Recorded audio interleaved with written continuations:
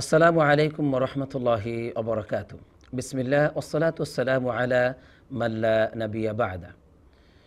সকল প্রশংসা গুণগান একমাত্র আল্লাহ রব্বুল আলমিনের জন্য, যে আল্লাহ রব্বুল আলমিন আমাদের জন্য যা কল্যাণকর সেই সকল খাদ্যদ্রব্যগুলো হালাল ঘোষণা করেছেন, আর যা আমাদের জন্য অকল্যাণকর ক্ষতিকর তা আমাদের জন্য হারাম ঘোষণা করেছেন। যে মহান আল্লাহ রব্বুল আলমিন আমাদের জন্য কল্যাণ কামনা করেন, তারই জন্য হচ্ছে সকল প্রশংসা। আমরা তার শেখানো ভাষায় বলছি আলহামদুলিল্লাহ।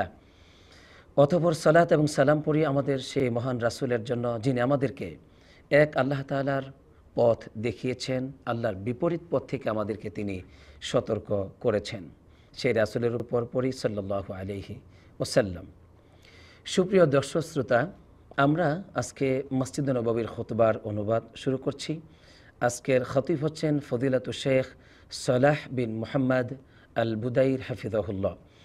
যে বিষয়ে তিনি আজ মুসলিম উম্মার জন্য খুতবাটি পেশ করেছেন তা হচ্ছে মাদকদ্রব্য ও তার কুপ্রভাব। আমরা আজকের এই মূল্যবান বিষয় থেকে জানতে পারব যে মাদকদ্রব্য বলতে কি বোঝায় এবং তার যে কত ব্যাপক কুপ্রভাব রয়েছে মুসলিম সমাজে, সে বিষয়গুলো জানতে পারবো ইনশাআল্লাহ। আল্লাহ তাআলা আমাদের সবাইকে মন দিয়ে শোনার তৌফিক দান করুক, আমিন। সম্মানিত খতিব সাহেব তিনি প্রথমে আমাদেরকে বলছেন যে ইসলামে ব্যাপকভাবে কঠোরভাবে নিষিদ্ধ ঘোষণা করা হয়েছে মাদকদ্রব্য, কেননা এর ব্যাপক ক্ষতি রয়েছে।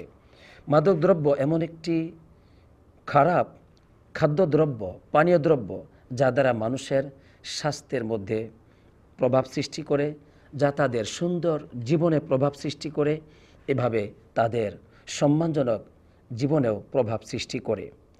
এই মাদকদ্রব্য যে কোনোভাবে সেটাকে সেবন করা হোক না কেন, যেমন সেটাকে যদি সরাসরি কেউ পান করে অথবা কেউ ঘ্রাণ গ্রহণ করার মাধ্যমে সেটাকে সেবন করে থাকে, অথবা কেউ ইনজেকশন গ্রহণের মাধ্যমেও কেউ সেবন করে, এমনকি বিড়ি, সিগারেট এরকম ধূমপানীয় বস্তু দিয়েও কেউ যদি মাদকদ্রব্য ব্যবহার করে থাকে, সকল অবস্থাতেই এগুলো সব কিছুই মাদকদ্রব্য সেবন করার অন্তর্ভুক্ত, নাউজুবিল্লাহ।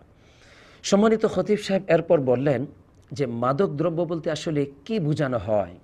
তিনি বিভিন্ন ধরনের মাদকদ্রব্য যা আজকে মুসলিম সমাজে, মুসলিম বিশ্বে এগুলো প্রচার হয়েছে, এগুলো সয়লাভ হয়ে গেছে, তিনি বলছেন যে কোনো পানীয় বস্তু যা মানুষের জ্ঞানে প্রভাব সৃষ্টি করে, মানুষের জ্ঞান লোপ পায়, মানুষ বিবেকহীন হয়ে পড়ে, সবই কিন্তু তা খমর বা মাদকদ্রব্যের বা মদের অন্তর্ভুক্ত, নাউজুবিল্লাহ।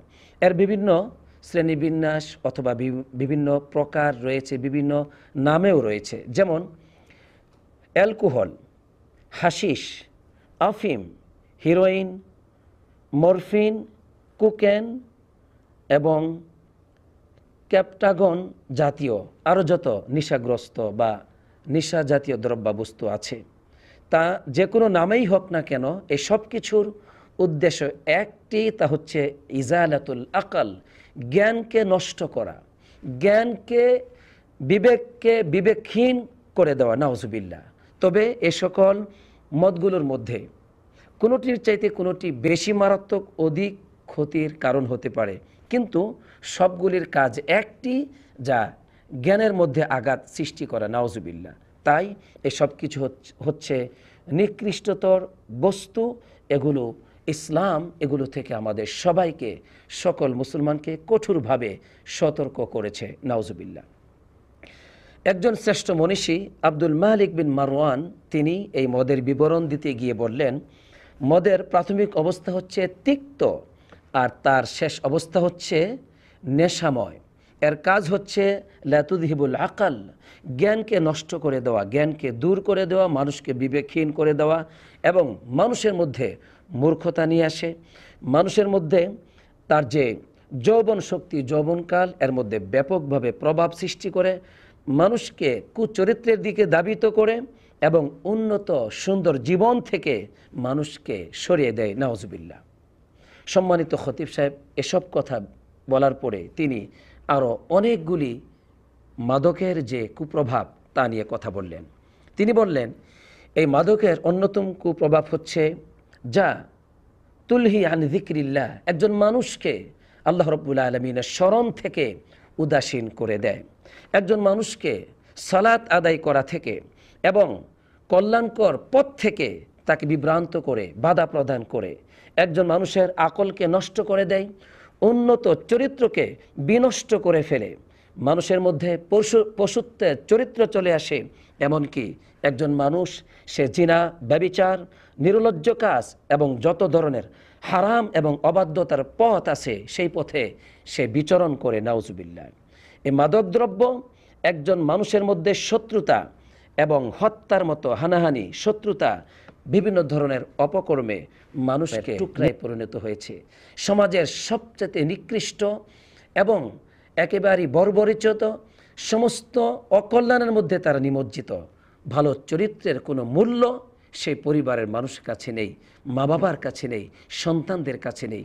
যে সমস্ত মা বাপ এভাবে করে মাদক দ্রব্যে তারা লিপ্ত হয়েছে, তাদের সন্তানদের চরিত্রের কোনো মূল্য ওই মা বাবার কাছে নেই।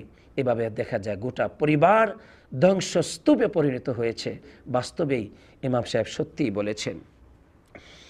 এরপর সম্মানিত খতিব সাহেব তিনি বললেন যে এই মাদক দ্রব্যের কুপ্রভাব এত বেশি যে প্রতিটি বছর অসংখ্য যুবক যুবতী, বিভিন্ন ধরনের মানুষ এত ব্যাপকভাবে মৃত্যুবরণ করছে, যা এর হার দাঁড়িয়েছে 3 মিলিয়নের বেশি, নাউজুবিল্লাহ। 3 মিলিয়ন মানুষ গোটা বিশ্বে প্রতি বছর মৃত্যুবরণ করছে শুধুমাত্র মাদক দ্রব্যের কারণে, নাউজুবিল্লাহ। তাহলে বিষয়টি কত মারাত্মক, কত ভয়াবহ।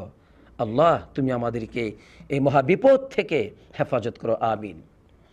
এরপর সম্মানিত খতিব সাহেব তিনি গোটা মুসলিম উম্মাকে লক্ষ্য করে বলছেন, হে মুসলিম সম্প্রদায় শোনো, এই মাদকের ব্যাপক অনিষ্টতার কারণে, এর ব্যাপক ভয়াবহ কুপ্রভাবের কারণে ইসলাম এটাকে সমর্থন করেনি। ইসলাম, কোরআন, সুন্নাহ এবং ইজমা সকল কিছুই এটাকে হারাম ঘোষণা করেছে এবং এটা হচ্ছে কবিরা গুনাহ সমূহের মধ্যে অন্যতম একটি কবিরা গুনাহ, নাউজুবিল্লাহ। শুধু কবিরা গুনাহ নয়, এটা কবিরা গুনার মধ্যে একটি মারাত্মক ধরনের কবিরা গুনাহ, নাউজুবিল্লাহ। তাই তিনি কোরআন থেকে এবং হাদিস থেকে এবার আমাদেরকে কিছু সতর্কবাণী দিচ্ছেন। কোরআনুল কারীমে আল্লাহ সুবহানাহু ওয়া তাআলা সূরাতুল মাঈদার 90 নম্বর আয়াতের মধ্যে মাদক দ্রব্য সম্পর্কে বলছেন, ইয়া আইয়ুহাল্লাযীনা আমানু ইন্নামাল খামরু ওয়াল মাইসিরু ওয়াল আনসাবু ওয়াল আজলামু রিজসুম মিন আমালিশ শাইতান ফাজতানিবুহু লাআল্লাকুম তুফলিহুন। সুবহানাল্লাহ। আল্লাহ তাআলা বললেন, হে বিশ্বাসীগণ, তোমাদের উপর এই যে মদ হারাম ঘোষণা করা হয়েছে, মদ এবং জুয়া, এরপরে হচ্ছে আল আনসাব মানে পাথর, যা হচ্ছে মূর্তি, যে পাথরগুলোকে আরবের লোকেরা সেই অজ্ঞ এবং বর্বরতার যুগে, জাহিলি যুগে তারা ব্যাপকভাবে সম্মান করত, এই সমস্ত মূর্তি এবং পাথরকে সম্মান করত, এ সকল মূর্তিগুলো। এবং অল আজলাম, এগুলো হচ্ছে লটারির তীর, অর্থাৎ তারা যখন কোনো ভ্রমণে যেত তখন অনেকগুলি তীর রাখত, যেই তীরগুলো তারা নিক্ষেপ করত, যেখানে লেখা ছিল তীরের মধ্যে যে ইফআল মানে করো, অথবা লেখা থাকতো লা তাফআল করিও না। তখন তারা ওই তীরগুলোকে চয়ন করে নিক্ষেপ করত। যদি লেখা থাকতো ইফআল করো তাহলে তারা সেই কাজটি করত, আর যদি লেখা থাকতো করিও না তাহলে তারা করত না। এটা হচ্ছে আল আজলাম। আল্লাহ রাব্বুল আলামিন বলছেন, এই আজলাম এবং মূর্তি, পাথর, জুয়া, মদ এগুলো সবই হচ্ছে নির্জুসুন, নাপাক, অপবিত্র, এগুলো সব হচ্ছে মিন আমালি শাইতান, শয়তানের কাজ, নাউজুবিল্লাহ। ফাজতানিবুহু, এ সকল নাপাকি, অপবিত্র এবং শয়তানি কর্মগুলোকে তোমরা পরিত্যাগ করো, তোমরা এগুলো থেকে বিরত থাকো। তাহলে কি হবে? লাআল্লাকুম তুফলিহুন, তাহলে তোমরা সফলকামী হতে পারবে। সুবহানাল্লাহ। তাহলে দেখুন, আল্লাহ তাআলা সফলতা বলেছেন আপনার আমার ব্যক্তিগত জীবনের জন্য, পারিবারিক জীবনের জন্য, রাষ্ট্রীয় জীবনের জন্য। যদি মদ পানকে পরিত্যাগ করতে পারি, যদি জুয়াকে পরিত্যাগ করতে পারি, যদি মূর্তি পূজাকে পরিত্যাগ করতে পারি, তথা শিরিককে এবং আল আজলাম যা শিরিকের অন্তর্ভুক্ত, এইভাবে লটারির তীর, এগুলোকে পরিত্যাগ করতে পারলে পরে আল্লাহ রাব্বুল আলামিন আমাদেরকে সফলতা দিবেন বলে এই আয়াতের মধ্যে ওয়াদা দিয়েছেন। সুবহানাল্লাহ। সুতরাং আসুন আমরা এই সমস্ত পাপগুলোকে পরিত্যাগ করি। আল্লাহ তাআলা আমাদেরকে সেই তৌফিক দান করুক। আমিন আমিন। এরপর সম্মানিত খতিব সাহেব তিনি শয়তান সম্পর্কে বললেন যে শয়তানের মূল লক্ষ্য ও উদ্দেশ্য হচ্ছে এটাই যে মদকে সে যে মানুষের কাছে সুন্দর করে উপস্থাপন করেছে, সে এর দ্বারা কি চায়, সে এর দ্বারা চায় সে নিজে যেমন অনন্তকালের জন্য জাহান্নামে প্রবেশ করবে, ঠিক অনুরূপভাবে যেন আল্লাহর বান্দারা তার সাথে মদ পান করে তার সাথে চির জাহান্নামী হয়, অনন্তকালের ধ্বংস ও আযাবের মধ্যে পতিত হয়। নাউজুবিল্লাহ নাউজুবিল্লাহ। এই জন্য আল্লাহ তাআলা আমাদেরকে এই পাপ থেকে সতর্কবাণী দিয়েছেন, বলেছেন এটা হচ্ছে শয়তানের পথ, শয়তানের কর্ম, তা থেকে তোমরা সতর্ক হও, তাহলেই সফলকামী হতে পারবে, চির জান্নাতি হতে পারবে। সুবহানাল্লাহ। এরপরে সম্মানিত খতিব সাহেব তিনি একটি হাদিস নিয়ে আসলেন, যে হাদিসের মধ্যে রাসূলুল্লাহ সাল্লাল্লাহু আলাইহি সাল্লাম কিভাবে এই মদকে নিন্দা জানিয়েছেন। আবু দারদা রাদিয়াল্লাহু তাআলা আনহু বলছেন, রাসূলুল্লাহ সাল্লাল্লাহু আলাইহি সাল্লাম তিনি আমাকে একটি নসিহত করেছেন। তিনি বললেন, হে আবু দারদা, তুমি আল্লাহর সাথে শিরিক করবে না, যদিও তোমাকে কেটে টুকরো টুকরো করা হয়। হে আবু দারদা, তুমি কোনো অবস্থাতে আল্লাহর সাথে শিরিক করবে না, যদিও তোমাকে আগুনে জ্বালিয়ে দেওয়া হয়। ওয়ালা তাতরুক সালাতান মাকতুবাতান মুতাআম্মিদান, কোনো অবস্থাতেই আল্লাহ তাআলার দেওয়া ফরজ সালাতকে তুমি ইচ্ছাকৃতভাবে পরিত্যাগ করবে না। কারণ জানো, কারণ হচ্ছে ফামান তারাকাহা মুতাআম্মিদান ফাকাদ বারিআত মিনহু যিম্মা, যে ব্যক্তি ইচ্ছাকৃতভাবে এই সালাতকে পরিত্যাগ করবে আল্লাহ তাআলার জিম্মা তার উপর থেকে উঠে যায়। নাউজুবিল্লাহ। আল্লাহর জিম্মা যদি উঠে যায় আপনার আমার ধ্বংস অনিবার্য। নাউজুবিল্লাহ। এরপর আরো বলছেন, হে আবু দারদা শোনো, ওয়ালা তাশরাবুল খামর, তুমি মদ পান করবে না, কেননা মদটা জানো কেমন খারাপ। ফাইন্নাহা মিফতাহু কুল্লি শাররিন, কেননা এই মদ হচ্ছে সকল অনিষ্টতার, সকল ধ্বংসের মূল চাবি হচ্ছে এই মদ। নাউজুবিল্লাহ। নবীজি বলেছেন সকল অপকর্মের, অনিষ্টতার, ধ্বংসের মূল চাবিকাঠি হচ্ছে এই মদ, আমার নবী সাল্লাল্লাহু আলাইহি সাল্লাম বলেছেন। সুতরাং হে মুসলিম পরিবার, আপনার আমার সন্তান মদ পান করে কখনো শ্রেষ্ঠ সন্তান হতে পারে না। আমি ওই সমস্ত মা বাপকে বলতে চাই, আপনারা যারা মুসলমান, যদি মদ পান করার মতো অভ্যাস আপনাদের মধ্যে থাকে আজকে পরিত্যাগ করুন। আল্লাহ আপনাদেরকে হেফাজত করুক। আমিন। এই হলো ইবনে মাজা এসেছে। আর মুসনাদে আহমদের বর্ণনা এসেছে, নবী করিম সাল্লাল্লাহু আলাইহি ওয়াসাল্লাম বলেছেন তুমি মদ পান করবে না, কারণ ফাইন্নাহা রাসু কুল্লি ফাহিশা, এই মদ হচ্ছে সমস্ত বেহায়াপনা এবং নির্লজ্জ ও অশ্লীলতার মূল কারণ। নাউজুবিল্লাহ। এই জন্য মদ পান করে একটা মানুষ জিনা ব্যভিচার থেকে কিভাবে মুক্তি থাকতে পারে, হতেই পারে না। মদ পান করে একটা মানুষ সে হারাম পথ থেকে কিভাবে মুক্ত থাকতে পারে, তা হতেই পারে না। আমার নবী সাল্লাল্লাহু আলাইহি ওয়াসাল্লাম বলে দিয়েছেন মদ হচ্ছে সমস্ত অশ্লীলতার মূল কারণ, সমস্ত অনিষ্টতার মূল কারণ। তাই সমস্ত উলামায়ে কেরামগণ একমত যে এই মদ পান করা হারাম এবং মদের ব্যবসা করা হারাম, কোনো অবস্থাতেই মদের ব্যবসা করা জায়েজ নেই।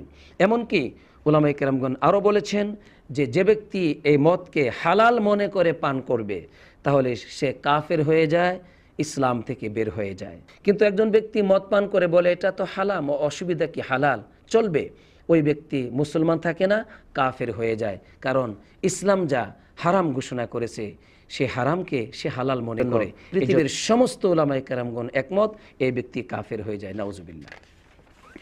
সুপ্রিয় দর্শক শ্রোতা, এই মদ পান যে ব্যক্তি দুনিয়াতে করবে, আখিরাতে যদি সে কখনো জান্নাতি হয় তারপরও জান্নাতে সে মদ পান করতে পারবে না। অথচ জান্নাতের অন্যতম একটি নিয়ামত হচ্ছে মদ পান করা। তবে সেই মদ কোনো নেশাগ্রস্ত হবে না মানুষ, সেই মদ কোনো এমন নয় যে মানুষের ক্ষতির কারণ হবে, বরং সেটা হচ্ছে পবিত্র মদ, যা পান করলে মানুষের আত্মতৃপ্তি আসবে, যা হচ্ছে কল্যাণকর। আলহামদুলিল্লাহ। আল্লাহ রাসূল সাল্লাল্লাহু আলাইহি ওয়াসাল্লাম বলেছেন মান শারিবাল খামরা ফিদ দুনিয়া, যে ব্যক্তি দুনিয়াতে মদ পান করবে সুম্মা লাম ইয়াতুব মিনহা, অতঃপর ওই মদ পান করা থেকে সে তওবা করবে না, হুরিমাহা ফিল আখিরা, সে আখিরাতে মদ পান থেকে বঞ্চিত হবে। নাউজুবিল্লাহ। হাদিসটি বুখারী মুসলিমে এসেছে। সুতরাং মদ পান করা থেকে, হে মুসলিম যুবক যুবতী ভাই ও বোনেরা, তোমরা যারা মদ পান করো তোমাদেরকে আমি বলছি তোমরা ফিরে আসো, আখিরাতের কল্যাণের পথে তোমরা ফিরে আসো। তাই সম্মানিত খতিব সাহেব বলছেন, একজন মুসলমানের কিভাবে হতে পারে সে এইভাবে এই জান্নাতের সুমহান মদকে বিনষ্ট করে, সেই মদ থেকে বঞ্চিত হয়ে দুনিয়ার এই বাজে মদ, এই নিকৃষ্ট যা মানুষের আকলকে নষ্ট করে, এই মদ পান করা উচিত কখনো উচিত নয়। আল্লাহ তাআলা আমাদেরকে হেফাজত করুক, আমিন।